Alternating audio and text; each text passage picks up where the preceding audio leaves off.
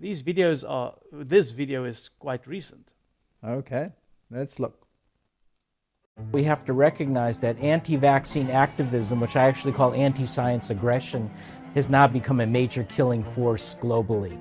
During the COVID pandemic in the United States, 200,000 Americans needlessly lost their lives because they refused a COVID vaccine, even after vaccines became widely available. And now the anti-vaccine activism is expanding across the world, even into low and middle income countries. It's a killing force. Anti-science now kills more people than things like gun violence, global terrorism, nuclear proliferation, or cyber attacks. And now it's become a political movement. In the US, it's linked to far extremism on the far right, same in Germany. So this is a new face of anti-science aggression. And so we need political solutions to address this. Which science, Martin? Science falsely so called, if you ask me. Well, you have all of these scientists on one bandwagon, and then you have the other scientists, thousands of them, saying the exact opposite. And in actual fact, they went to court.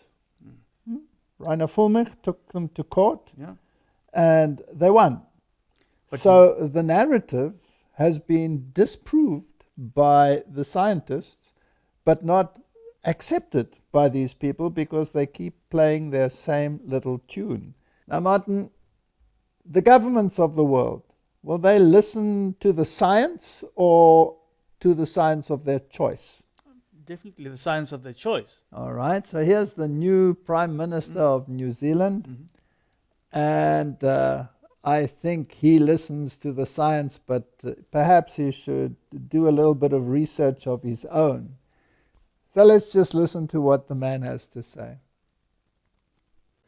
I think early next year we'll be in the phase of chasing up people who haven't come forward to get their vaccination or have missed their bookings and so on. So everyone will be able to get a vaccine between now and the end of the year. But of course, you know, and I want every New Zealander to come forward, but human behaviour suggests that there will be some people that we have to actually really go out and look for, and some of that may spill into next year. But our commitment is everyone will have the opportunity to get the vaccine by the end of the year. Everyone will, but I can't say that, you know, that we're not going to have some hesitant people or some people who just haven't come forward that we don't have to go out and find next year. Is this the new Inquisition? Definitely. If you don't shape up, you ship out. All right. Everybody will, he says.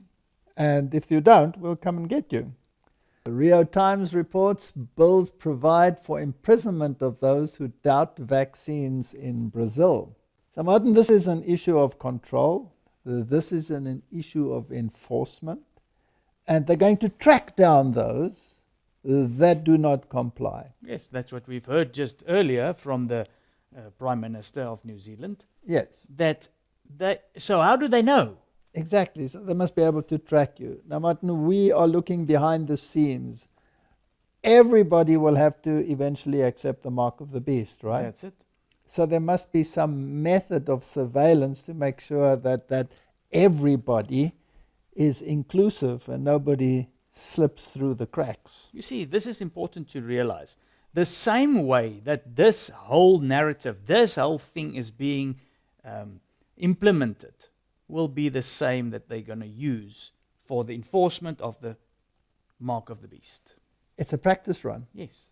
That's exactly what it is. It's a practice run. So the narrative is not important. The outcome is important. That's again why we say don't get sucked into and go on a soapbox, because we can make video after video against all of this, but that's not going to help. It's not going to be the point. We're looking behind the scenes. So let's have a look how they're going to track you down. The U.S. federal government is tracking those people who made the decision not to get the COVID vaccine. Vaccine mandates was raging. Little did the American public know at the time that the CDC was holding a meeting discussing the potential to track those who were unvaccinated.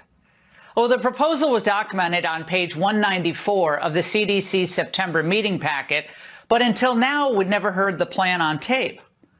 Well, meet a little-known figure, CDC Dr. David Bergland. There has been interest expressed in being able to track people who are not immunized or who are only partially immunized.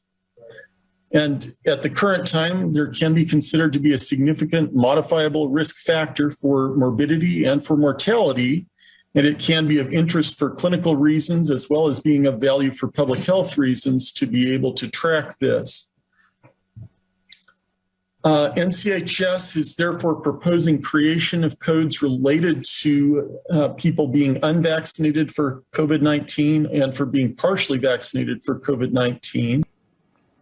So it's not just a tracking of the unvaccinated, which is ridiculous.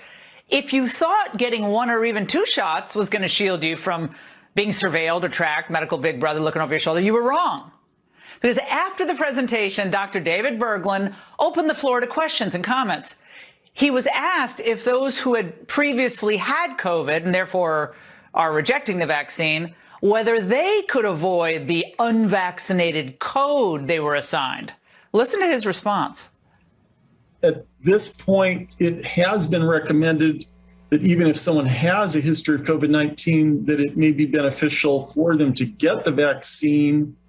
So at this point in time, I would not disallow use of these codes, even if someone had that history. You could use these codes together with the history of code if someone wished to be unvaccinated. That would usually not be recommended still.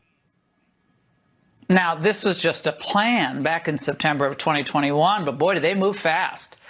These codes were actually approved just 2 months later and went into effect in April of 2022. Now, we reached out to the CDC to get a better understanding on how this works, why they're doing it, to allay any concerns over this tracking tool. Well, we're still awaiting the CDC's response. Does the beast have a right arm? Yes. And will it enforce its right arm? Yes, and its right arm is directly opposite to God's right arm.